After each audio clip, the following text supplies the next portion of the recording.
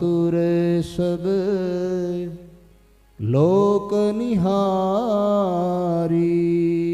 प्रेमा मातुरे सब लोक निहारी कौतुक कीन कृपाल खरारी प्रेमा मातुरे सब लोक निहारी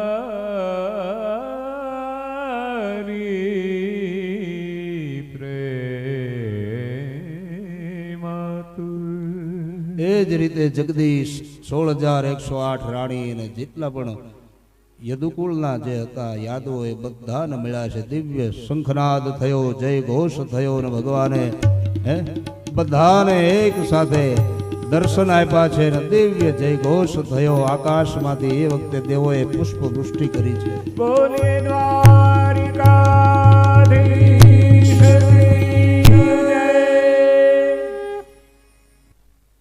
પાંડવોનું વંશ માટેનું છેલ્લું અંકુર જેની રક્ષા કરી છે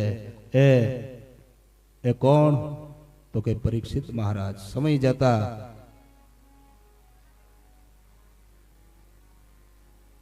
ભાગવતનું શ્રવણ કરનાર પરમ ભાગવત એ પરીક્ષિત મહારાજનું પ્રાગટ્ય થાય અને ખૂબ દાન કર્યું છે ભાઈ. આ તો ક્ષત્રિયો પાછા.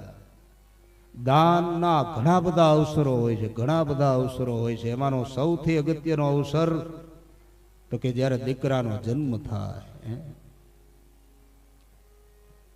કે લક્ષ્મીજીનો જન્મ થાય, દીકરીનો જન્મ થાય, ત્યારે માણસ દાન કરે, ધર્માદો કરે, બ્રાહ્મણોને બોલાવે, જાત કર્મ સંસ્કાર કરાવે, સ્વસ્તિ પુણ્યાવાચન કરાવે. આપણા ઘરે જ્યારે મંગલ અવસર હોય, મંગલ ઘડી હોય, એટલા માટે તો આપણે જોઈએ છીએ કે લગ્નનો પ્રસંગ હોય તો એક પિતા એ દીકરીને કાંઈ ઓછું ન આવે એટલા માટે એ કન્યાદાન તો કરે છે. દીકરીનું દાન એ જ કન્યાદાન, પણ એ કન્યાદાનની સાથે દીકરી માટે થઈ જે દાન કરે છે એમાં જરૂર પડે તો વ્યાજે પણ લઈ લે બાપ, પણ દીકરીને ઓછું ન આવવા દે. દાનની તો આ ભૂમિ છે. તો અવસરને સાચવી લે. યજ્ઞ હોય, પૂજા પાઠ હોય, આપણા ઘરે શ્રાદ્ધ હોય તોય બ્રાહ્મણોને બોલાવી જમાડ્યા ઉપર દાન આપવાનું. સાધુ બ્રાહ્મણોને જમાડે, વંદન કરે અને પછી દક્ષિણા આપે. આ બધા અવસરો, કથાના અવસરો હોય, પિતૃઓના મોક્ષાર્થે સંકલ્પ લીધા હોય તો એમાં પણ એ ભગવાનનું પ્રાગટ્ય થાય. કે કાંઈ પણ ઘડી આવે તો માણસ જેમ વીજળીના ચમકારે મોતીડું પરવે એમ જે બતાવ્યા છે એ અવસરોને વધાવે, દાન કરે, પુણ્ય કરે, મોટા મનવાળો થઈ જાય.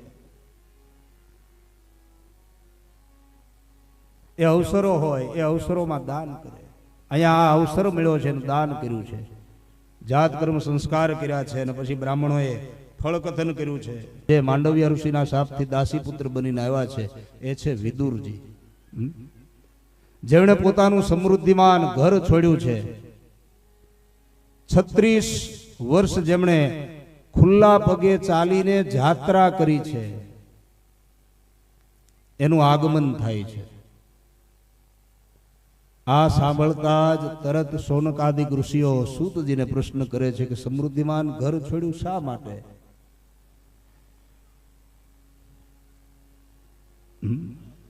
અહીંયા પાંડવો એના તરફથી ભગવાન આવવાના છે વિષ્ટિ માટે.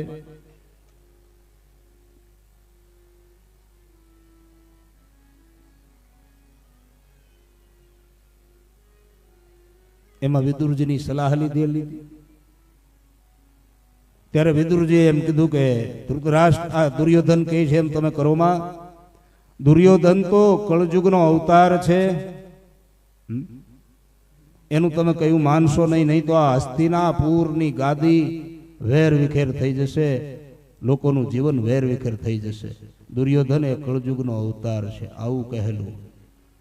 આવા સત્ય સંગી એ વિદુરજી એ કોઈ સામાન્ય વિભૂતિ નથી. એ વિદુરજી ભલે દુર્યોધને એનો ત્યાગ કર્યો, પણ હે વિદુર, સાક્ષાત ધર્મરાજ છે, માંડવ્ય ઋષિનો શાપ હતો, માટે વિદુર એ દાસીપુત્ર બનીને આવવું પડ્યું છે. ને એ વિદુરજીએ એના જીવનમાં ખૂબ સાધના કરી છે, અને એમાં એણે તીર્થયાત્રા કરી છે. અને કેવી તીર્થયાત્રા, ખુલ્લા પગે ચાલીને. તીર્થનો મહિમા છે, આપણે પણ કરીએ છીએ, પણ અહીંથી ટ્રેનમાં બેસી ગયા અને ક્યારેક યાત્રા નથી રહેતી, મનોરંજન બની જાય છે. પણ આ યાત્રા કેવી કરી છે કે ઉપવાસો કરીને ખુલ્લા પગે, અને એ યાત્રાનું કેટલું મહત્વ છે. મહાપુરુષો યાત્રામાં ખૂબ સાવધાન થઈ જાય ભાઈ. દાન કરે, વ્રત કરે, જપ કરે, ધર્માદો કરે, ભગવાનના દર્શન કરે, પણ સાવધાની ખૂબ રાખે કે એ તીર્થમાં કરેલું જે કાંઈ સત્કર્મ છે ને એ અક્ષય બની જાય છે. તીર્થમાં કરેલું દાન, તીર્થમાં કરેલું યજ્ઞ, તીર્થમાં કરેલું સત્કર્મ એ અક્ષય પાત્રમાં, જેમ અક્ષય પાત્રમાં એ પાત્રમાંથી અન્ન ખૂટે નહીં, એમ એ કર્મ તમારું અક્ષય બની જાય છે. પણ હા, જો એ તીર્થમાં ભૂલ કરી, તીર્થમાં નહીં કરવાના કામ કર્યા, તો એ તીર્થમાં કરેલું કર્મ ઇન્દ્રના વજ્ર જેવું કઠોર બની જાય છે. માટે તીર્થયાત્રા કરો ત્યારે સાવધાની રાખવાની છે. કદાચ ઇન્સાન છીએ, ભૂલોથી ભરેલા છીએ, દોષ તો થાય, પણ અન્ય ક્ષેત્રે કૃતમ પાપમ, ભૂલ થઈ ગઈ તો આપણી પાસે એક તો ચાવી છે કે ભાઈ હા, પશ્ચાતાપ કરી, દીવાની જ્યોત કરી, મસ્તક નમાવીને તીર્થમાં જઈએ ને ક્ષમાયાતના કરી. પણ તીર્થમાં ભૂલ થઈ તો અન્ય ક્ષેત્રે કૃતમ પાપમ તીર્થ ક્ષેત્રે વિનશ્યતિ. પણ તીર્થ ક્ષેત્રે કૃતમ પાપમ વજ્રલેપો ભવિષ્યતિ. માટે સાવધાન થવાનું છે. તીર્થમાં જઈએ તો બને એટલું, ભલે આ શરીરને કષ્ટ પડે, દુઃખ પડે, બરાબર, કદાચ ઉપવાસ નો થાય તો કાંઈ નહીં, પણ 5 માળા કરજો. તીર્થનો કેટલો મહિમા હશે. તમે એ તીર્થ કરીને જે આવે ને, ગામડું ગામ હોય તો આખું ગામ, કોઈ એવા મહાપુરુષો જયારે જો તીર્થયાત્રા કરી તો આખું ગામ શણગારે ભાઈ. અમે જોયેલું છે. ગામ હોય ને ગામમાં આશ્રમ હોય ને, એ આશ્રમધારી ગયા હોય ને એની હારે એના સેવકો ગયા હોય, અને એ જ્યારે યાત્રા કરીને આવે ત્યારે એમાં આપણે ઈશ્વરના દર્શન કરીએ. આ આપણી સનાતન ધર્મની પરંપરા છે કે એ આવે એટલે જે તીર્થ કરીને આવ્યા છે, તીર્થાધિપતિના દર્શન કરી આવ્યા, એટલે એનો અંશ એમાં આવી ગયો છે, ને એમાં એ જગદીશના આપણે દર્શન કરી, શણગાર કરી અને એનું આપણે સ્વાગત કરીએ છીએ. કેવું કરીએ છીએ? હે શેરી વળાવી સજ કરું હરિ આવો ને,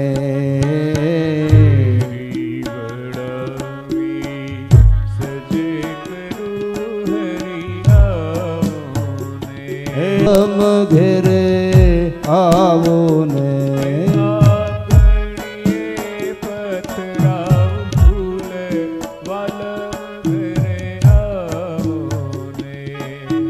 શેરી વળાવી સજ કરું હરિ આવો ને,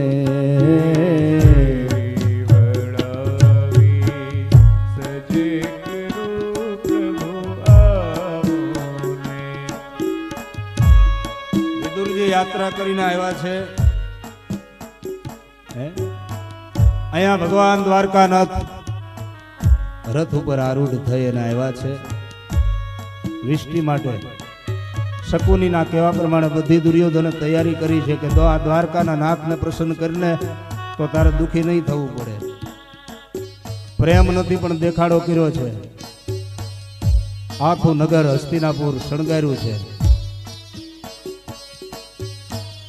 તારા દેશુ ઓરડા હરી આવો ને, ઉતારા દેશુ ઓરડા હરી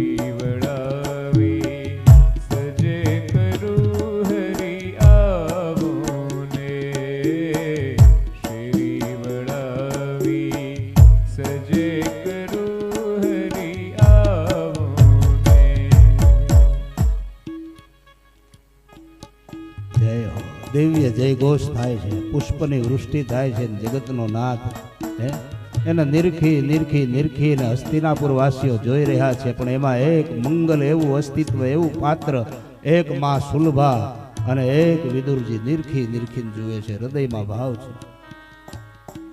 પણ અહીંયા તો રાજ્યમાં 56 ભોગ લાગેલા છે, મનને વાળે છે કે આ જગદીશ એ 56 ભોગ છોડીને અહીંયા કઈ રીતે આવશે? પણ સામે પક્ષે કપટ છે. ભગવાન આવ્યા છે વિષ્ટિ માટે.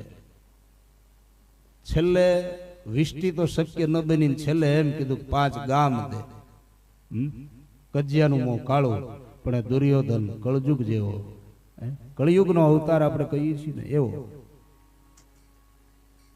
વિષ્ટિ સંભવ ન બની અને શકુને કીધું હતું કે તારે દ્વારકાનાથને પ્રસન્ન કરવાના 56 ભોગ લગાવ્યા છે, પણ ભગવાન ભાવનો ભૂખ્યો છે. 56 ભોગ છોડી અને ભગવાન ફરીવાર રથમાં બેઠા છે. કથા આ તો એક એક ચરિત્રો એવા છે અને એ ચરિત્રોમાં એટલું બધું સાહિત્ય પીરસ્યું છે.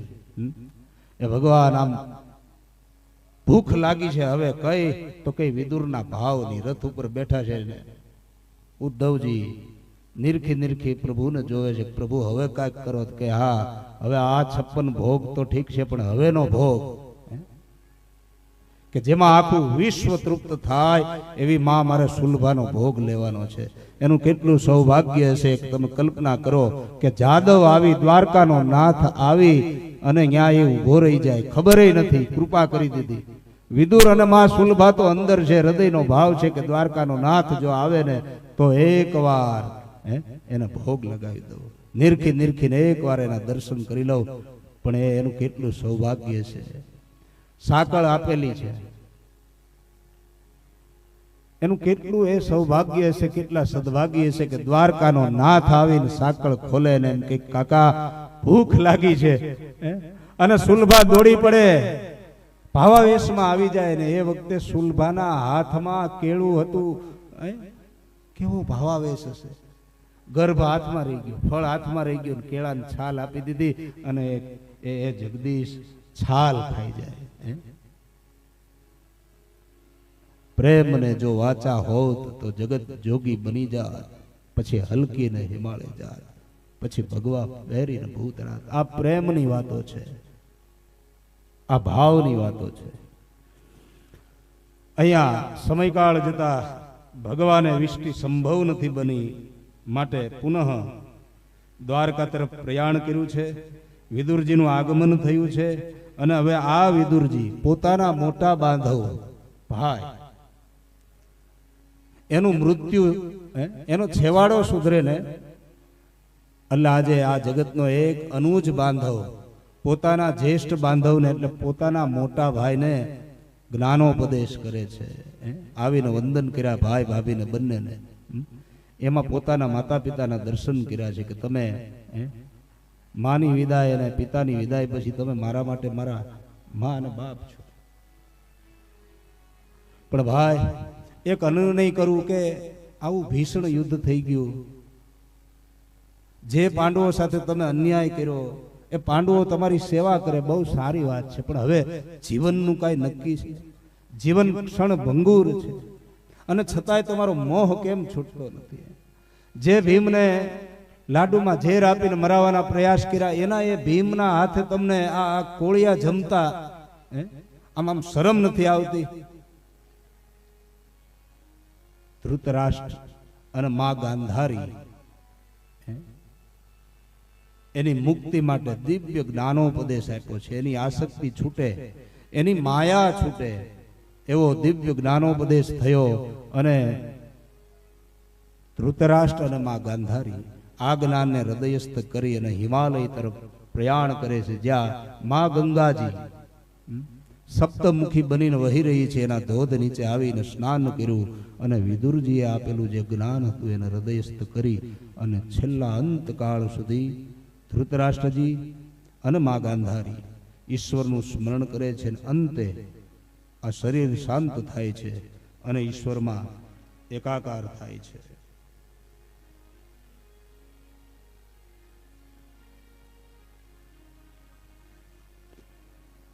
આ તરફ પાંડવો ઈશ્વરનું સ્મરણ કરીને જીવનારા એ ભગવાન વગર રહી ન શકે. એટલા માટે અર્જુન દ્વારકામાં ભગવાનને મળવા ગયા છે. ઘણા બધા દિવસો પસાર થઈ ગયા, અર્જુન આવ્યા નથી. અને એકાએક હસ્તિનાપુરમાં યુધિષ્ઠિર ખીન બનવા લાગ્યા. 1 દિવસ 2 દિવસ 5 દિવસ એમ કરતા કરતા એનું મન એકાએક અશાંત થવા લાગ્યું. મેં કાલ વાત કરી ને કે બહુ અશાંતિ થાય, બેચેની થાય, એટલે આપણા આત્મામાં કંઈક એવું થાય, કંઈક બન્યું હશે. એટલે આપણે છોકરાઓ બહાર હોય તો એને ફોન કરીએ, દીકરી સાસરે હોય તો એને ફોન કરી, ખબર અંતર પૂછી, કાંઈ બન્યું નથી ને. અને તરંગો એવા જાગે, મેં કીધું એમ કે કંઈક ઘટના એવી ઘટી જ હોય, તમારું હૃદય બહુ બેચેન થાય. એ ફોન કરો એટલે કાંઈક તકલીફ હોય, એ દુઃખદ સમાચાર મળ્યા જ હોય. એમ દુર્યોધનને વિષાદ થાય છે, અપશુકન થવા લાગ્યા, એ નિસ્તેજ થઈ ગયા છે. એવાની અંદર પાર્થનું ત્યાં આગમન થાય છે. પણ આજ પાર્થનું સ્વરૂપ એવું છે, બહુ ઝાખું છે. હાંજા ગગડાવતો પાર્થ એક બાણ છોડે નાખો, આકાશ ભરી દેતો હોય પાર્થ નિસ્તેજ થયેલો ધીરે ધીરે હાલો આવે છે. અહીંયા ધર્મરાજ એ ભીમની સાથે ઊભા છે. ભીમસેન નિરખી નિરખી અર્જુનને જુએ છે, ચિંતા કરે છે. ધર્મરાજથી રહેવાનું નહીં. કહ્યું કે ભાઈ, આટલા દિવસોએ તું પાછો ફેરો, પણ તારા મુખ ઉપર આ ઉદાસીનતા, તને શું થયું છે? બધાના સમાચાર પૂછે છે, કઈ અઘટિત તો નથી ઘટ્યું ને? અને છેલ્લે દ્વારકાનાથના સમાચાર પૂછ્યા ત્યારે અર્જુનના હૃદયમાં ધરબાયેલું જે રુદન હતું ને પ્રગટ થયું, ને એની આંખના ખૂણા ભીના થયા અને કહ્યું કે હે નાથ, આ પાંડવો એને જેનો આધાર હતો એ ભગવાન એ તિરોધાન થયા છે. મને હવે સમજાય છે મોટા ભાઈ કે આજ સુધી આ ગાંડવધારી અર્જુન કહેવાતો, આટલું આપણી પાસે સામર્થ્ય હતું, પણ એ તો દ્વારકાનો નાથ હતો ને ત્યાં સુધી હતો. એ સામર્થ્ય ત્યાં સુધી હતું, કારણ કે એ ગયા પછી તો હું નિસ્તેજ થઈ ગયો છું. હવે તો આ ખાલી ખોળિયું વધ્યું છે, પણ આમાં પ્રાણ તો છે. એ તો જગદીશની સાથે વહી ગયા. ભાઈ, મને એ વાતનું દુઃખ છે કે એ સ્ત્રીઓ જેની મને રક્ષા સોંપી હતી, એની હું રક્ષા પણ ન કરી શક્યો. સામાન્ય એ માણસો, કાબાઓ, એ મને લૂંટી લીધો. માટે સમય બલવાન હૈ, નહીં પુરુષ બલવાન. કાબે અર્જુન લૂંટિયો, વહી ધનુષ વહી બાણ. समय बलवान है,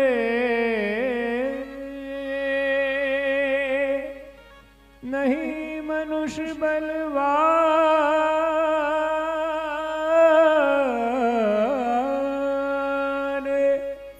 काबे अर्जुन ने लूटिया,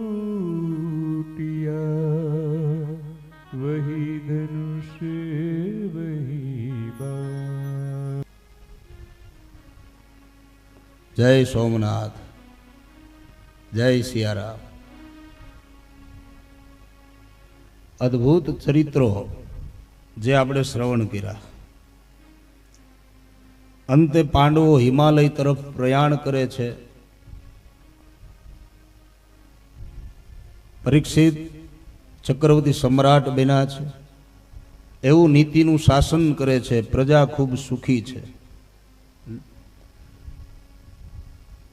યથા રાજા તથા પ્રજા, જેવો રાજા એ પ્રમાણે પ્રજાનું સુખ હોય.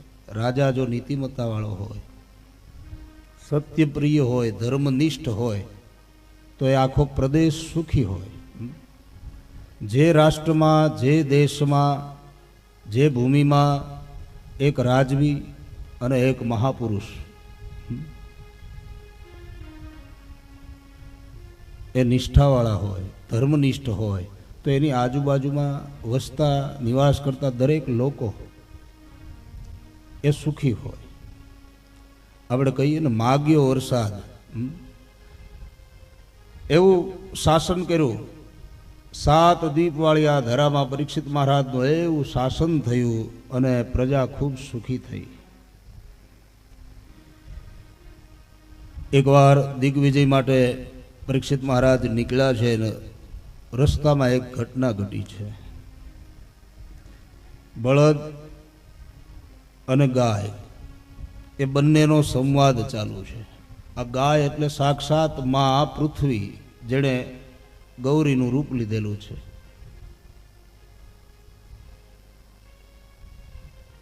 બળદ એટલે ધર્મ. આ બળદના 3 પગ કપાયેલા છે. પીડિત થયેલો બળદ એ સાક્ષાત ધર્મ છે. અને મા ગૌરી જે સાક્ષાત પૃથ્વી ગૌરીના રૂપમાં, એ બંને એકબીજાના સુખ દુઃખની વાત કરે છે. કારણ કે ભગવાન સ્વધામ ગયા અને પરિણામે દ્વાપરના અંતે કળિયુગનો પ્રવેશ થયો. લોકો ધીરે ધીરે ધર્મહીન થાય તો ગૌરી દુઃખી થાય, માટે એકબીજા સુખ દુઃખની વાત કરે છે. અને એવામાં ખડગ લઈને એક કાળો પુરુષ, કલી પુરુષ ત્યાં આવે છે અને એના ઉપર પ્રહાર કરવાની તૈયારી છે. 4થો પગ કાપવાની તૈયારી છે.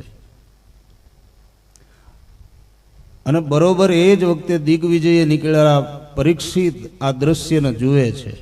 પીડિત બળદ ઉપર અને મા ગૌરી ઉપર પ્રહાર કરવાની તૈયારી છે ને એને રોકે છે. અને કહ્યું છે કે મારા રાજ્યમાં મારી આ ગૌરીને, મારા ધર્મને પીડા આપનાર તું કોણ છે? અને ચક્રવર્તી તો એવા પરાક્રમી, એટલે કળિયુગે કળી પુરુષે તરત શરણાગતિ સ્વીકારી લીધી. અને પરીક્ષિત રાજાએ એને સ્થાન આપ્યા છે. કેટલા સ્થાન છે કળિયુગના?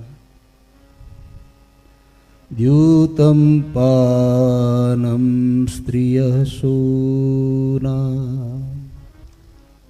યતરા ધર્મ ચતુર્વિધ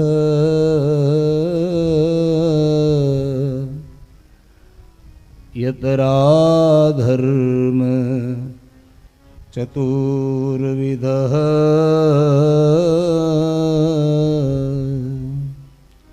પુનશ્ચ યાચમાનાય જાતરૂપમદાત પ્રભુ દ્યુતમ પાન સ્ત્રિયઃ સૂના. 4 સ્થાનો આપ્યા છે. પેલું છે દ્યુતમ એટલે જુગાર, બીજું પાનમ એટલે સુરાપાન, ત્રીજું છે વ્યભિચાર, કતલખાનું કહો જે કહો તે, અને હિંસા, કતલખાનું. એટલે આ 4 મોટા પાપ. 4 સ્થાન આપ્યા કળિયુગને. આપણે જે યુગમાં જીવીએ છીએ એમાંથી આ 4 વસ્તુની બાદબાકી થાય એટલે આ યુગ હોવા છતાં સતયુગ છે. પૂરો સંતોષ ન થયો ત્યારે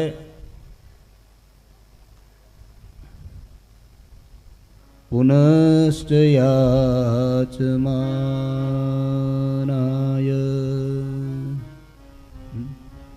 ફરીવાર ચક્રવર્તી રાજા પરીક્ષિતની પાસે આ કળી પુરુષ માગણી કરે છે. ત્યારે 5મું સ્થાન આપ્યું ને એ કયું છે? સોનું.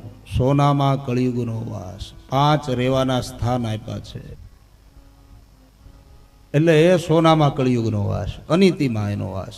આપણે એ દ્રષ્ટિએ જોવાનું છે. નહીં તો નગરી તો એ દ્વારકાનાથની આખી સોનાની હતી. દ્વારિકાનો નાથ મારો રાજા રણછોડ, એ રણછોડની નગરી, એ રણછોડરાય, એ દ્વારકાના નાથ, એની નગરી આખી સોનાની હતી. પણ એનો પાયો નીતિના પાયા ઉપર હતો. અને રાવણની લંકા એની સોનાની હતી, પણ એનો પાયો એ અનીતિનો હતો. તો 5 રહેવાના સ્થાન આપ્યા. અને પછી કળિયુગ અભયત્વને પામે છે. ચક્રવર્તી સમ્રાટ પુનઃ નગરમાં આવે છે. ખજાનાવાળા રૂમમાં જાય છે અને એમાં એક મુગટ જોયો, ગમી ગયો અને મસ્તકે ધારણ કર્યો. આ મુગટ સોનાનો છે, પણ આ જરાસંઘનો મુગટ છે, જીતેલો, અને એ અનિતિથી મેળવેલો છે. જરાસંઘ એટલે અનિતિનું પ્રતીક. ત્યાંથી આવેલો આ મુગટ રાજાએ મસ્તકે ધારણ કર્યો છે અને મૃગ્યા ખેલવા માટે ગયા છે.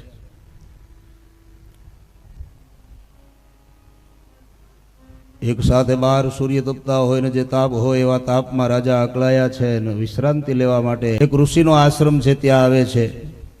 ઋષિ તો સમાધિસ્થ બેઠા છે. ચક્રવર્તી સમ્રાટે જોયું, પ્રણામ કર્યા. પ્રતિભાવ ન મળ્યો એટલે રાજાને ગુસ્સો આવ્યો, ક્રોધ આવ્યો અને બાજુમાં મરેલો સર્પ હતો એ ધનુષથી ઉચકી અને આ ઋષિના કંઠમાં પધરાવ્યો.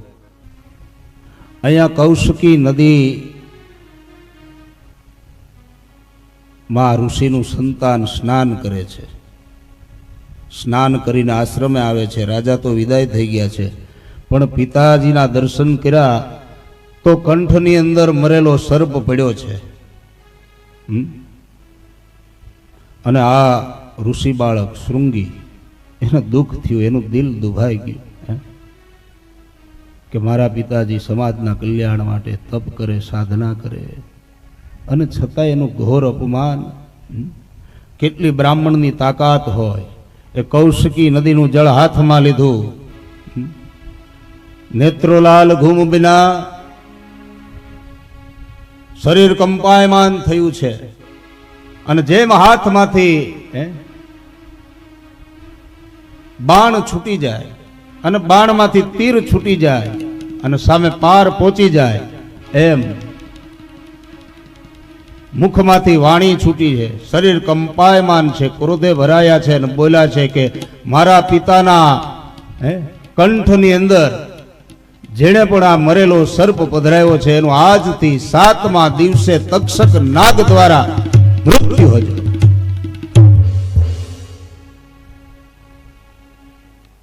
આ બ્રાહ્મણોની તાકાત છે. જો એ આશીર્વાદ આપી દે કે કલ્યાણ મસ્તુ, એટલે કલ્યાણ થાય, એમાં કોઈ સંદેહ નથી. પણ એનો અપરાધ થાય, એને દુભવવામાં આવે તો એ ભોગવવું પણ પડે. ઇતિ લંઘિત મર્યાદમ, શ્રાપ થયો છે. કેવો? તક્ષક સપ્તમે હની, 7મા દિવસે તક્ષક દ્વારા એનું મૃત્યુ આવો શ્રાપ થયો. આ તરફ ઋષિ સમાધિમાંથી જાગૃત થયા.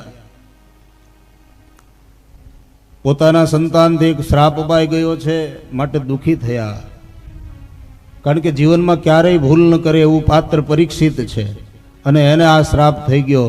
કહ્યું કે બેટા આ ઉતાવળ થઈ ગઈ છે, પણ હવે એ રાજા સાવધાન થાય માટે તમે એને સમાચાર આપો.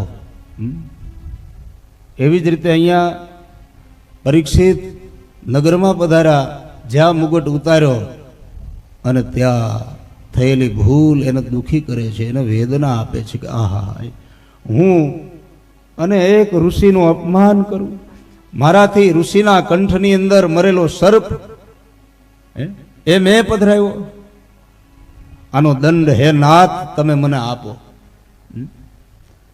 જેણે શ્રાપ આપ્યો છે એને પસ્તાવો થયો, અને જે શ્રાપિત જીવ છે એને પણ પસ્તાવો થયો. અહીંયા સમાચાર આપ્યા છે,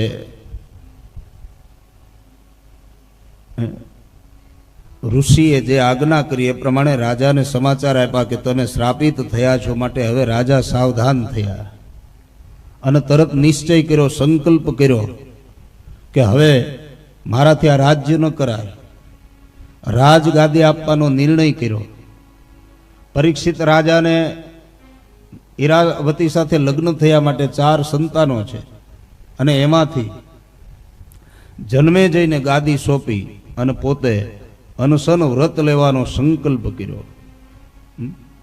આ બહુ મોટી વાત છે ભાઈ. એક પલ માત્રની અંદર ભૂલનો સ્વીકાર કરવો, એનો એકરાર કરવો બહુ મોટી વાત છે. એથી પણ મોટી વાત બીજી કઈ છે?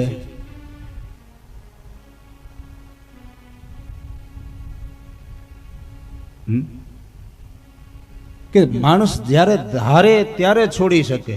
હે, રાજ પાટ પુત્ર અને પરિવાર આ છોડવું એ બહુ કઠિન છે ભાઈ. હે, બહુ કઠિન છે. એક જમીનનો ટુકડો નથી છૂટતો. અહીંયા તો આ આખું રાજ્ય છોડવાની વાત છે ભાઈ, પણ છોડી દીધું. બહુ મોટી વાત છે.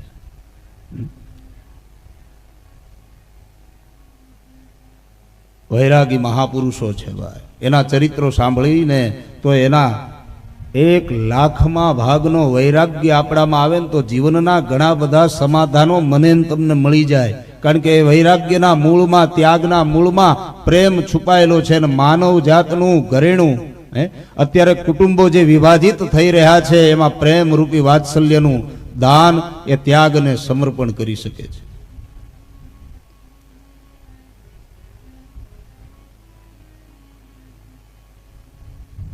રાજાએ અનશન વ્રત લીધું, નિશ્ચય કર્યો કે હવે માં ગંગા સુરસરીના તટ ઉપર જઈ અને હવે પ્રાયશ્ચિત કરવું, મહાપુરુષો એનો આશ્રિત બનવું. સંકલ્પ કર્યો અને આવે છે બધું જ છોડી માં ભાગીરથી ગંગાના કિનારે યતિ સતી સાધુ સંન્યાસી મહાપુરુષ છવાયેલો એ ગંગાનો કિનારો, અદ્ભુત અલૌકિક સુગંધિત વાતાવરણ છે. અને પરીક્ષિત મહારાજ, કોઈ એવી સમર્થ વ્યક્તિ મળે કે એને એનું સમાધાન મળે. આ પરીક્ષિત એના શ્રાપનું નિવારણ કઈ રીતે થાય, અથવા તો એનું આત્યંતિક કલ્યાણ કઈ રીતે થાય, એના માટે ઘણા બધા લોકોને પ્રશ્ન છે. પણ એનું સમાધાન મળે ક્યારે? કઈ એવી વિભૂતિ મળે કે કલ્યાણ થઈ જાય?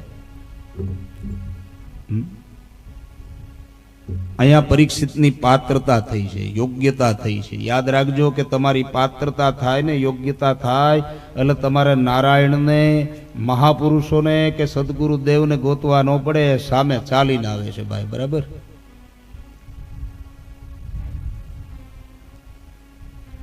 યોગ્યતા થઈ, મહાપુરુષોથી છવાયેલો એ કિનારો છે. અને પરીક્ષિતની પાત્રતા હતી માટે દિશાઓ જ જેના વસ્ત્ર છે એવા સુખદેવજી મહારાજ કે જેનું નામ સ્મરણ કરો તો આપણું આ જીવન ધન્ય બની જાય, એ ધીરે ધીરે ધીરે એ દિશામાં ચાલી આવ્યા રહ્યા છે. બધા બેઠા હતા, ઊભા થઈ ગયા અને સવે સુખદેવજીનું સન્માન કર્યું છે, સ્વાગત કર્યું છે, જય ઘોષ કરી અને ગુરુ મહારાજને વધાવ્યા છે. બોલીએ સુખદેવજી મહારાજ કી જય. પાત્રતા થઈ, યોગ્યતા થઈ એટલે ગુરુ સામે ચાલીને આવ્યા. બરાબર? અને ગુરુનો મહિમા તો જેટલું તમે બોલો ને એટલું ઓછું છે ભાઈ. ગુરુ બિન ભવનિધિ તરઈન કોઈ,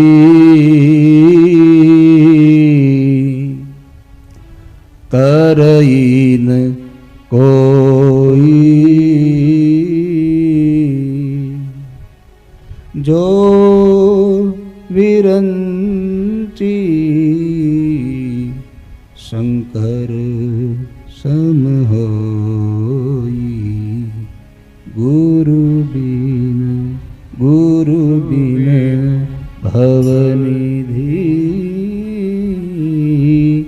ગુરુ બિન ભવનિધિ.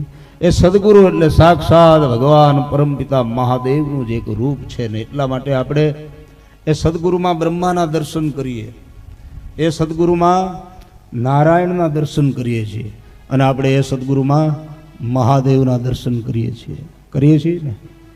સદગુરુને વંદન કરી ત્યારે મુખ ઉપર આવે જ ગુરુર બ્રહ્મા ગુરુર વિષ્ણુ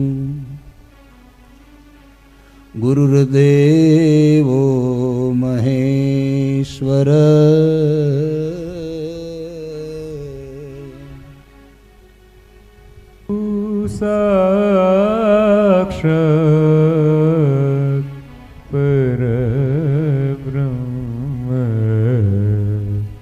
તસ્મૈ શ્રી ગુરુવે નમઃ.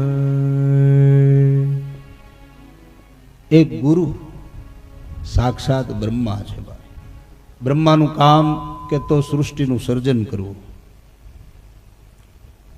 બસ અહીંથી આ સુર બરાબર છે. આખા જગતનું સર્જન કોણ કરે તો કે બ્રહ્મા કરે. તો ગુરુ બ્રહ્મા, ગુરુ વિષ્ણુ, ગુરુદેવો મહેશ્વર. ગુરુ બ્રહ્મા છે તો કે હા, એ પણ સર્જન કરે. શું સર્જન કરે તો કે શિષ્યના જીવનની અંદર જે જ્ઞાનનું સર્જન કરે એ ગુરુ છે. ગુરુ વિષ્ણુ, વિષ્ણુ ભગવાનનું કાર્ય તો કે જીવોનું પોષણ કરવાનું. એમ ભગવાન સદગુરુ દેવતા શિષ્યના જીવનમાં જ્ઞાનનું પોષણ કરે છે. અને મહાદેવ સમય આવે ત્યારે આ જગતને મહાપ્રલયમાં પરિવર્તિત કરે છે. સંહારના દેવ પણ છે. તો જ્યારે સમય આવે ત્યારે સદગુરુદેવ આંખ લાલ પણ કરે. રસ્તો ચૂકી ગયા હોય તો રસ્તે લાવે.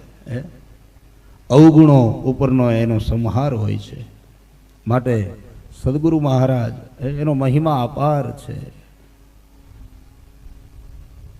યાદ રાખજો કે આખા બ્રહ્માંડમાં આપણે જેવા છીએ ને એવા પ્રગટ થવાનું સ્થાન કોઈ હોય તો જ્યારે નાના હોય ત્યારે જન્મ થાય ત્યારે એક માનો ખોળો છે, અને પછી બીજો કોઈ જો આશ્રિત બનાય એવું કોઈ સ્થાન હોય ને તો એ સદગુરુ મહારાજ છે. બરાબર, તો એ સદગુરુદેવ છે. જેવા છીએ એવા પુકાર કરી અને એ સદગુરુ મહારાજ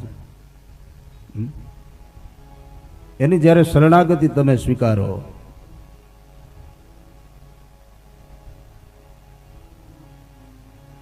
અજ્ઞાનતિમિરાન્ધસ્ય જ્ઞાનાંજનશલાકયા ચક્ષુરુન્મિલિतं येन તસ્મૈ શ્રી ગુરવે નમઃ.